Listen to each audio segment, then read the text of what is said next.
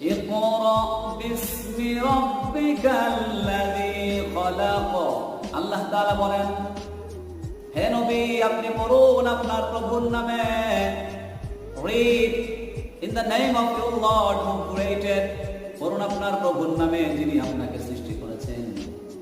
এরপর আল্লাহ বলেন, খলাকাল ইনসানা মিন আলাক। He created from the clot.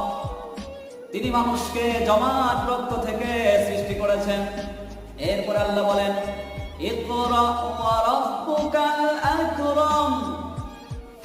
আপনি পড়ুন আপনার রব সম্মানিত। Read and your Lord is most honorable.